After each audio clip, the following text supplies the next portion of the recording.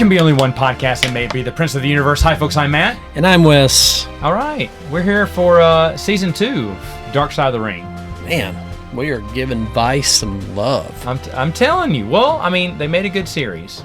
Yep. We both enjoyed Season 1. Obviously, Season 1 was a hit because Season 2 has a lot more episodes. That's the way it goes. And they're ready to roll. Now, I didn't realize that Chris Jericho is a producer in this, correct? I know he's tied up with, I don't know exactly what his title is. Oh, okay. I know he narrates a lot of them. He does narrate a lot of it. Maybe he just has a producer credit. It's part of his payment there. Possibly so. But either way, though, who's the think tank behind this then? It's these two guys. I wish I had their names. I feel really? like an idiot. Okay. Because I'm not prepared for that. Well, no, that's all right. I didn't. I could have looked at it too, but I didn't. Yeah. So I mean, that's fine. But I always just want to know because, man, they've done a good job. They have a passion for their product, that's for sure. They do. They do. They start off Season 2 with a two-parter, which is phenomenal. It's Benoit. My wife wanted to watch this one because she was a huge Chris Benoit fan. And you talk about probably the darkest story they've ever told on this show is probably Benoit. That's the darkest. Jason Eisner and Evan Husney. Okay, there you go. Those two guys. Yeah, let's give those guys their props. Yeah. Thanks, Google. Yeah. No, and I've seen, but this was incredible. This whole series, the two-part series, was just really good. A lot of his background, where he came from, his friendship with Eddie Guerrero, which we all knew about, and what I didn't know is, of course, when Eddie unceremoniously passed away unexpectedly, it really hit Benoit the worst. Now, you saw this during the tribute show, that he was broken up over it. Yeah. But the thing is, though, you didn't realize that was his tailspin. I agree with the documentary that says this is what was the point of no return. Eddie was the only thing kind of holding him straight. Right. And when Eddie fell, that's when everything just fell apart for him. And him just kind of just bawling, couldn't stop crying, Eddie's gym and stuff like. I mean, just months after all this is gone, you weren't seeing this on the show on the road. You weren't seeing that, you know. Well, they were going to make it a storyline about his emotional collapse. Oh, really? Did they say that? No, that's what I'm saying. They're going to make Chris. They're not going to paint Chris Benoit as this sympathetic guy.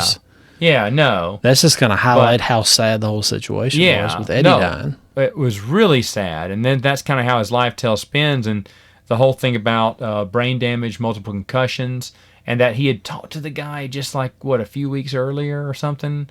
Said, I'd like to know what your findings are. He's like, how many times have you been concussed? 10. He's like, more than I can count. It's like, that's not good. Right. And then in a fit of rage plus depression plus the damage to his brain, he decided it was a good idea to kill his family and then kill himself. And then the text messages to Chavo and everyone else, really sad, really disturbing, and the whole thing. And then, of course, we were all watching wrestling. Everyone was watching wrestling back then. They did a tribute to him. And then 24 hours later, they found out what really went on. They didn't have the information, to be fair. They didn't. Correct. And they were just trying to do what they thought was best. They said, oh, man, something's happened. That, the thought process, because no one knew anything, they just knew he and his family were found dead in their home. Right. So everyone assumed foul play. Someone came in and killed him. And so that's what all Vince McMahon was going off of, said we need to do a tribute for this. And they did, and then it kind of came out the next day, and they're like, whoop.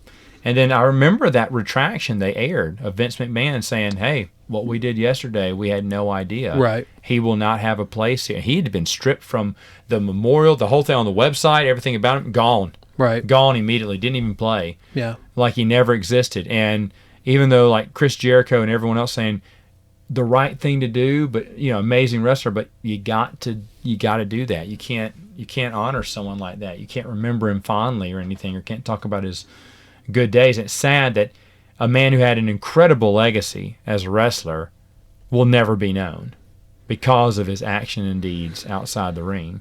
Well, I mean, I think that it taints it drastically. I'm not going to say it taints it. I mean, it's a horrible thing. But with the internet, obviously, and all everything you can get your hands on, and WWE's loosened that up, and you can watch his matches now. Oh, okay, you can watch. They've loosened up a little bit on that. Well, that's all right. Good. Yeah. Because I know it's just it's not his son. Goodness gracious, that they showed. Yeah. They didn't have to tell me it was his son. One look at him, I was like, oh my gosh, for sure. Who reincarnated Chris? He's back. Someone called the cops. That guy's still alive, but that was his son. So that was kind of wild to think about. And how they had. I didn't know he'd separated from he was kind of, had broken away from the in-laws or whatnot, like his stepmom's sister and stuff. They didn't talk to each other and stuff, and how they kind of connected over the years. Right, and Jericho was a big part of that. Really? Yeah. Okay, so Jericho was still a friend. He's reached out to him, so has, who else? What other wrestler? He said Eddie, Chavo reached out to him too, so... Yeah. But that was just the whole story about that is just really amazing how they bring them up, how they focus on Eddie's and Chris's friendship that one night when they both won champions, and how WrestleMania 20. Yeah, how it was just really a big moment. And you remember that? I mean, obviously we were watching. Yeah, I was watching. Then. Big. How big a moment was that for you? Or were you like, man, these two guys are not top? I wouldn't say it was. I'm not going to say it was. You weren't saying these guys about time. Hogan at WrestleMania 18. Yeah. No, I thought it was good. I thought, well, they're going to change things up. Not everybody is going to be. Yeah, well, it's not always the same guys at the top. 6'3" and 280 pounds. That's true. We're going to have some guys. And, I mean, if you watch wrestling now, you see Chris Benoit and Eddie Guerrero. You see 5'8", 5'9" That's true. Guys that are now big draws where they wouldn't even been considered that way. No, that's true. But anyway, what a strong way to start your season 2 there with Chris Benoit. And that takes 2 parts. I agree with that. There's no dead time in between that. The next one I got here is The Life and Chimes of New Jack. Holy cow. You talk about crazy. And this guy didn't have not really that side of a story. It's just that he is insane. Crazy insane. New Jack was real. He was. Yes, he was.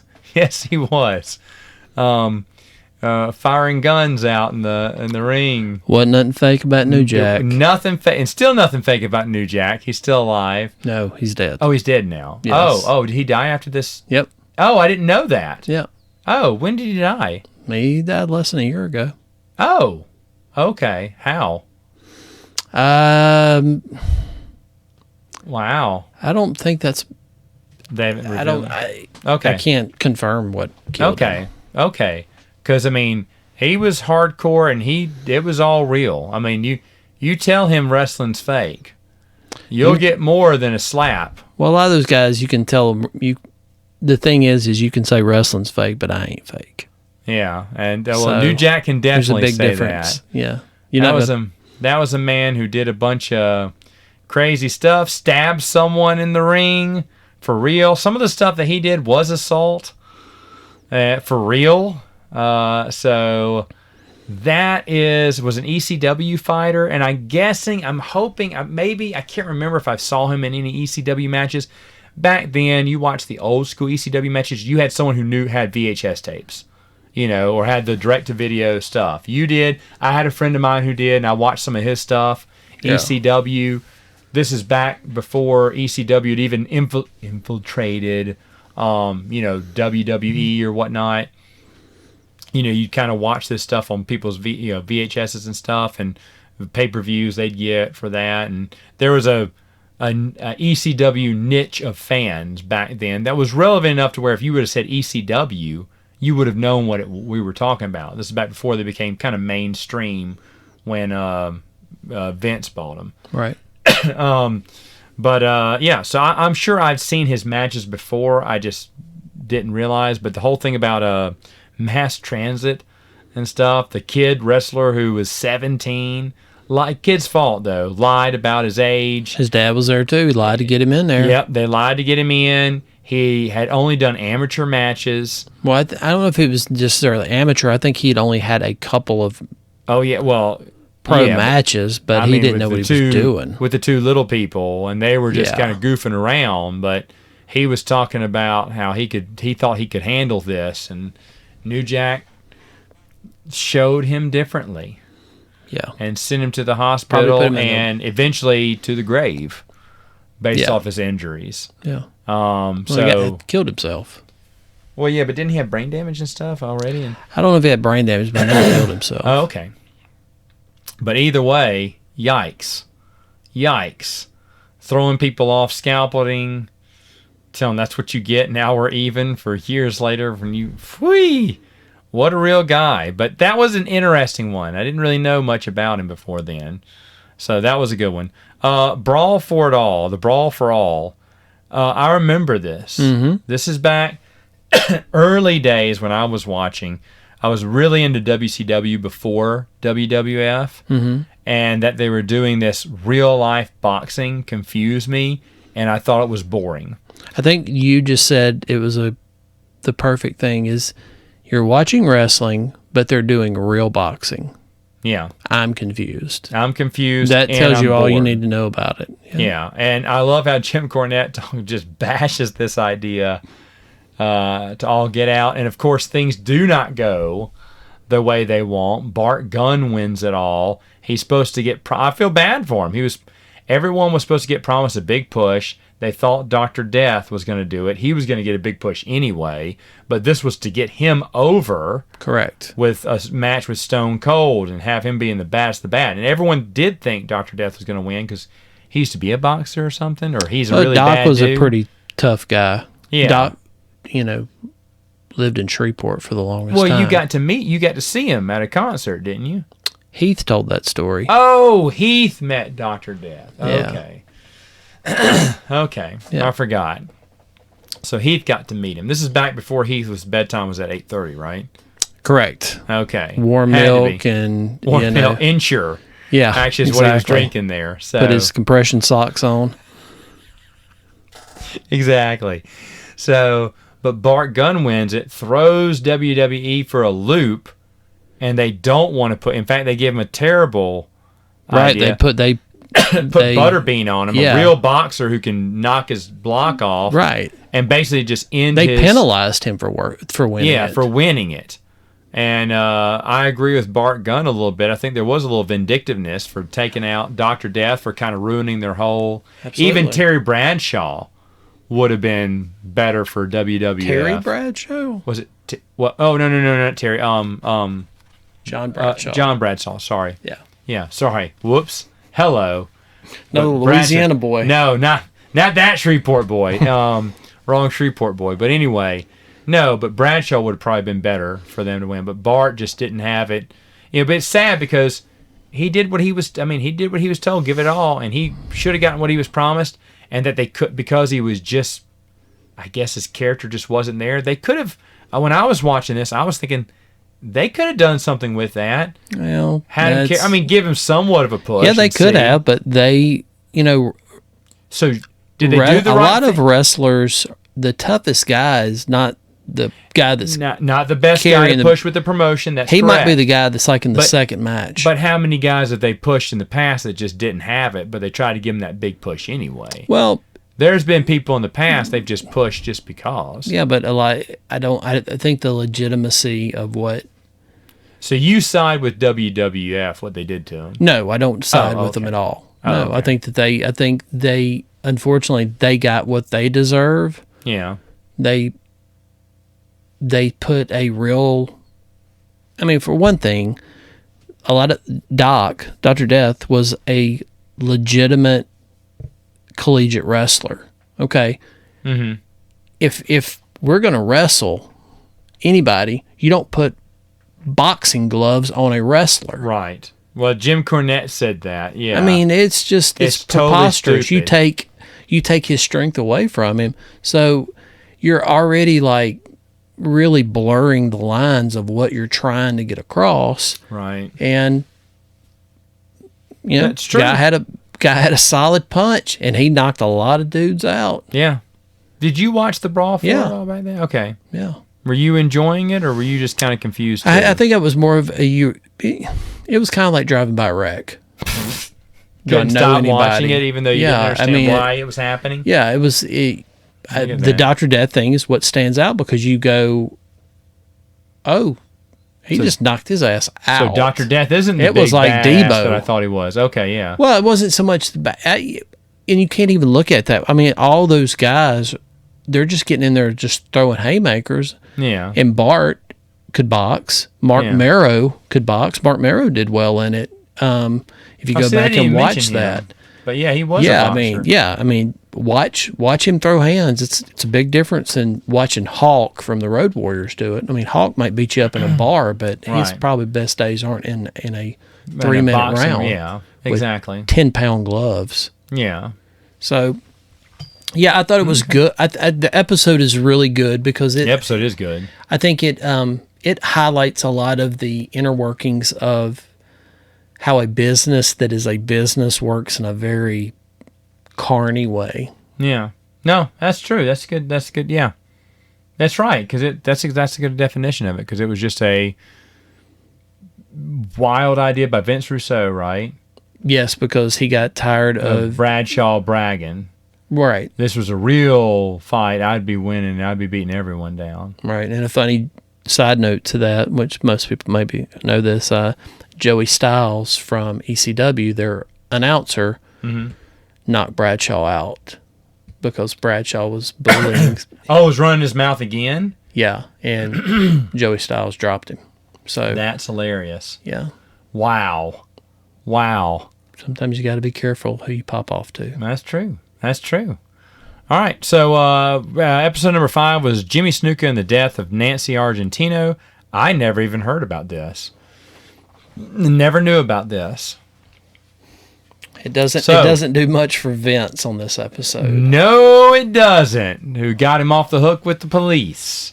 So, did he do it?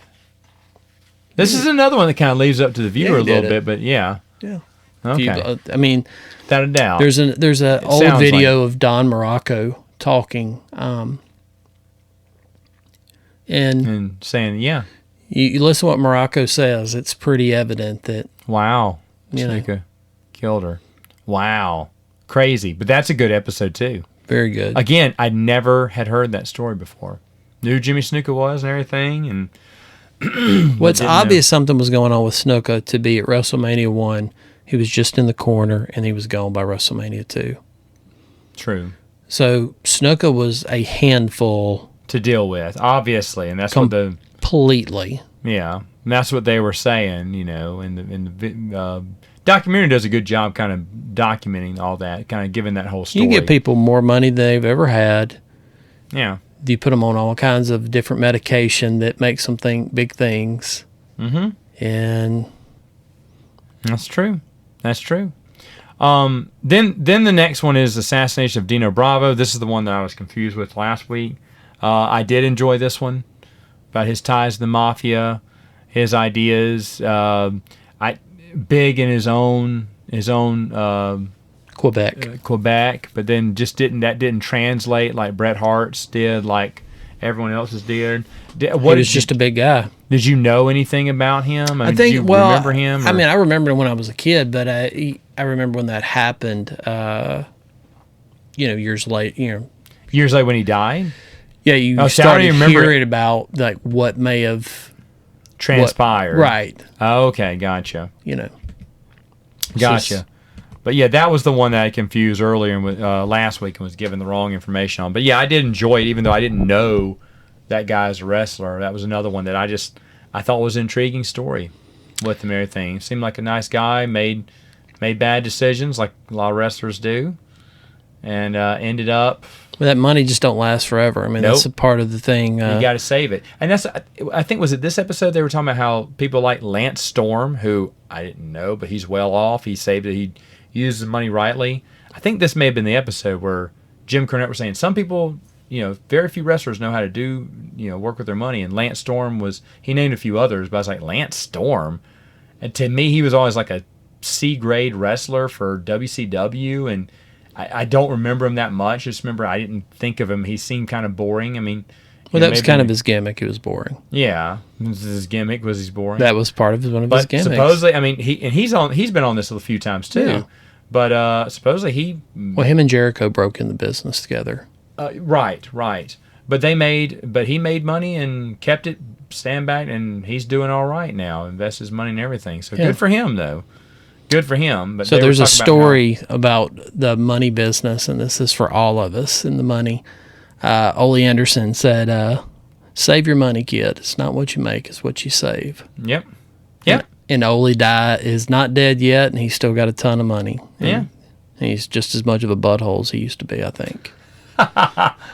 Probably so. Episode 7 is David Schultz, the slap heard round the world. That was excellent. I didn't know about David Schultz. I didn't know about the story. I thought the story was great. John Stossel, the ABC. David Schultz was Steve Austin before Steve Austin was Steve Austin. That's true. David Schultz is a real redneck.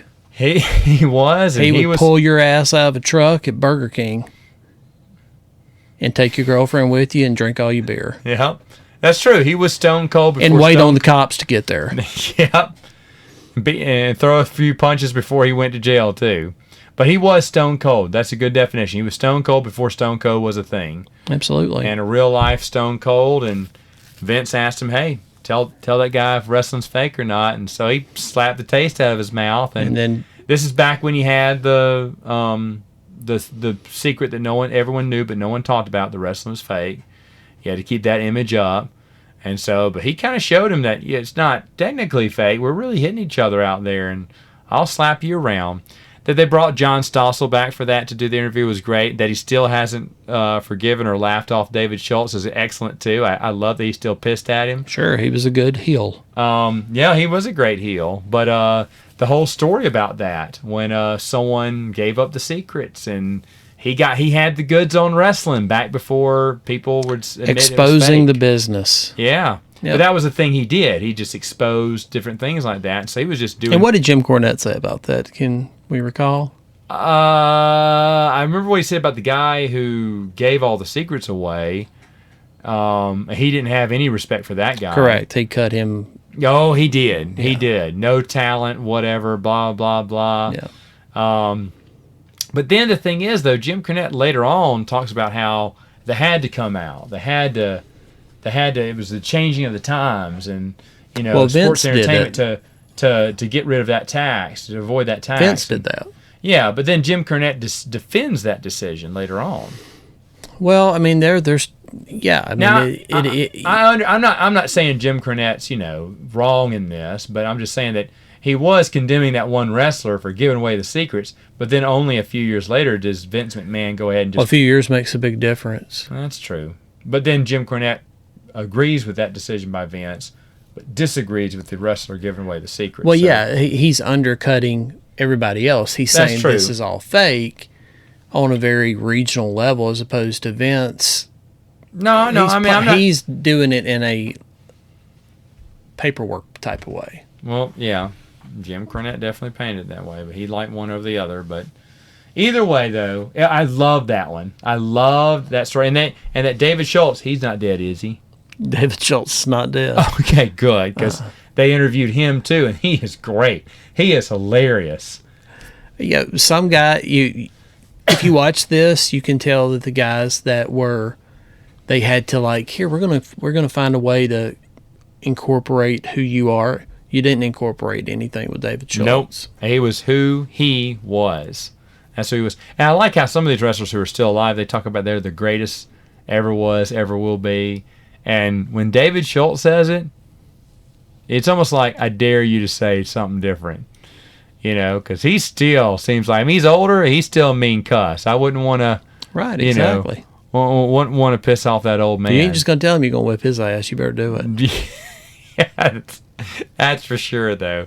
Did you ever see him wrestle back in the day? Do you remember much about him? He had kind of, all that happened when I was a kid, like really, really young. Yeah, all this is early stuff, but too. I watched a lot of his stuff. He was an incredible promo. I mean... Oh, yeah, they showed some of his promos, too. It was amazing. I mean, this was the kind of guy that got off put him in front of a camera and let him go. Working a double at the paper mill. Yeah. And was pissed about it. Yeah. And his kid had got suspended from. I mean, like all of this storyline. That's who this dude was. I mean, I know guys like this.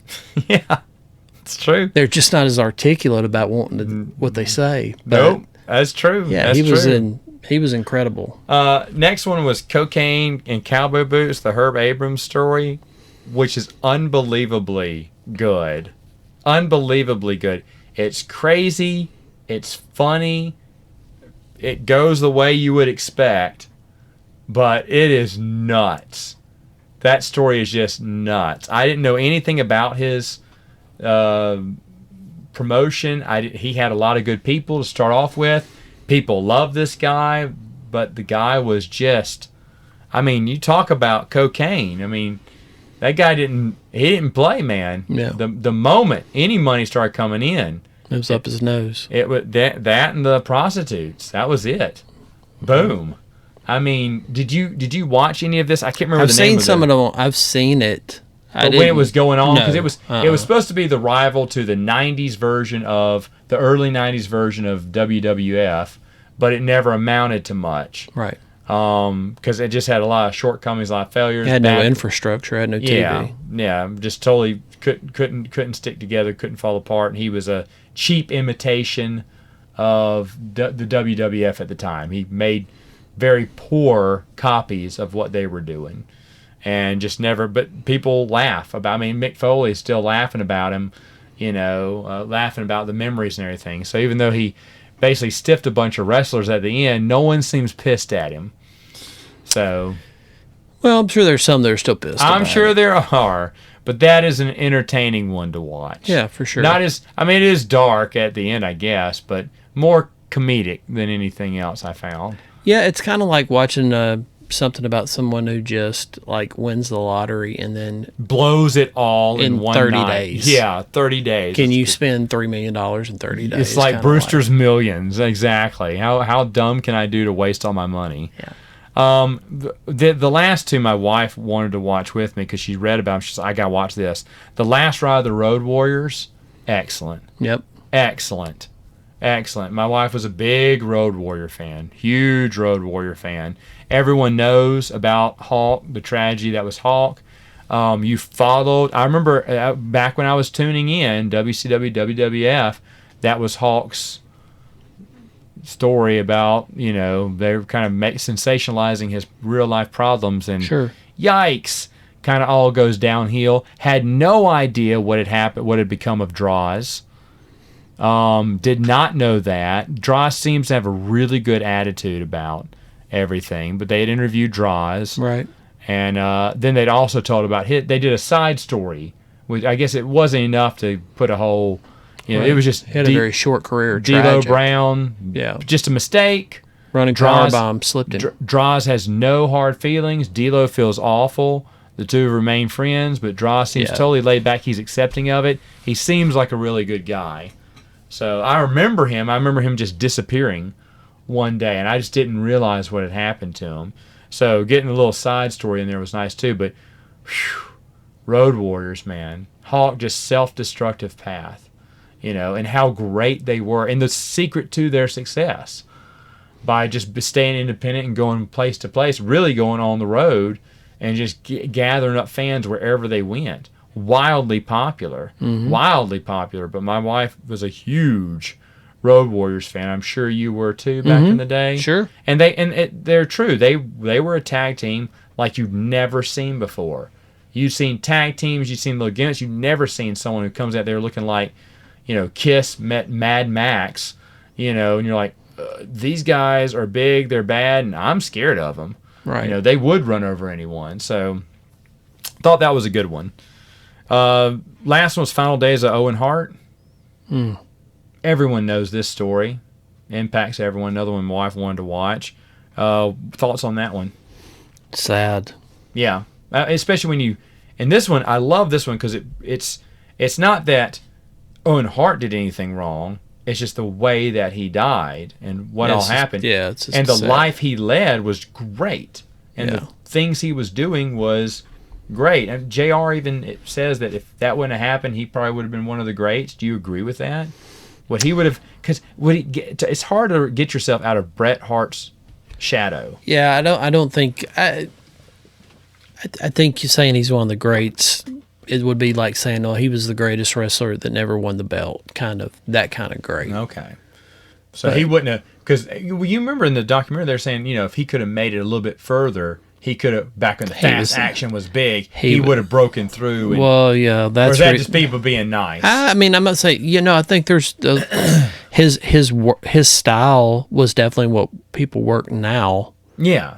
Being his size, he was. True. What they're saying, like, if he was, to me, he was never. I mean, Bret Hart, and then Owen was related to Bret, and he was okay. To be honest, it would have taken him leaving the WWF and he never away from overly impressed me back before. When he was. He wrestling. Wasn't a political guy. He just did what they asked him, which unfortunately, company guy, ended incredibly tragically. Really bad. Really bad. Remember the pay-per-view? Remember they played a little bit of it. It's an awful title. It's called Over the Edge.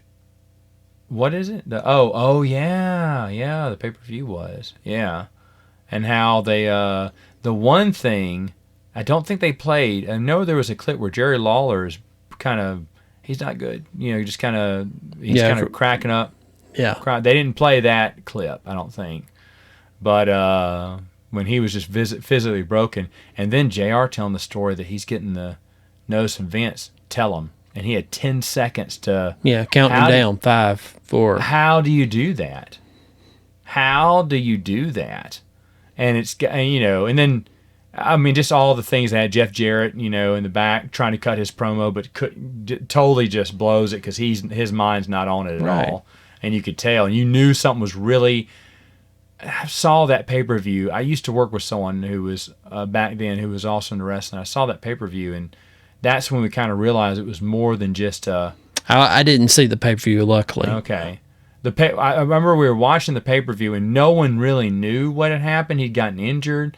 Someone thought maybe he had just gotten tangled up and twisted his arm, leg or something, But no one knew it was that bad. They just knew he had to leave, and you're thinking, oh, he must have hit himself or, whatever, No one knew that it was as bad as it was. But when you see Jeff Jarrett crying, you're like, is this something? Wait, is he seriously injured? Like, whoa. Because you never saw anything. This happened during the break, the promo. Correct. And everything. So that to me was kind of, it was wild to see. And see the whole, the hook that held him and stuff. And you're thinking, oh my gosh. And those guys had to work in that ring. I know. And what do you think about the Hart family kind of going against the wife, saying, don't bring this on WWE? I think that kind of choosing the business over family. I think that that's just kind of. You got no words for this. Well, I just think that's how Vince does things. I mean, we already talked about Vince. Okay. Gave a police station a suitcase full of money after Snuka killed a girl. Gee. Yeah. Has this come back to bite Vince at all? These episodes? I think. Some of this? I don't think it... Because we talked about there's one in season 3 that ruins Ric Flair's I think Vince career. Vince is... Teflon, nothing's going to stick to him? He's an old man now. Okay. So is Ric Flair, but episode impacted Rick. But Vince is not Ric Flair. That's true. Vince has way better lawyers than Flair ever had. Well, there you go. And he listened to them. Yeah. Unlike Flair. So... And Vince drinks alone. I don't think I think the Hart family that's just who they are. Yeah, you got 14 kids or however many. Somebody's not going to get along. No, I don't think it's right or wrong. I just thought it was interesting that they said it. And I think Martha is fine to stand her ground. Yeah. Okay. She's fine to say. But they're not going to get him in the Hall of Fame. Right, nor should they. Good for her. All right. The Hall of Fame's a TV show anyway. That I agree. Who cares? It's just consolation prizes for past wrestlers most of the time. Yeah. Especially now. It's just a payday for those guys, and hey, good for them. Yeah. So they don't have to go bump around at an armory in front of 85 people. Yeah. Get some money. Good for them. All right. Well, there it is for season 2, folks. If you liked season 2, let us know what your favorite episodes were and why. Did you have a favorite episode of all these so far? Season 2 or season 2. 1? I should ask you for give me season 1 if you remember. Brody. Oh, okay, Bruiser Brody by far. I think you told me that. Yeah. All right, what about season 2? Probably the Owen. It's Owen. Just tragic. That's a hard one. Just because you see what type of a guy he was. I mean, really good guy, genuinely good guy. Yeah. Who would do anything for the And business. the whole thing is just so unfortunate. Yeah. It's different than Benoit's, where that is also unfortunate, but it's just such a whole different way of where this guy was just trying to go along, get along. Yeah. Something bad happens, and this guy, he just can't keep it between the white lines anymore, and he just snaps with Benoit. Yeah. So yeah, totally two different characters, two different tragedies, but yeah, totally different. I guess they did that on purpose. Now that I think about it, interesting. bookends. Well, hey, there you go. All right, folks. Hey, we'll see you next time on Princes of the Universe.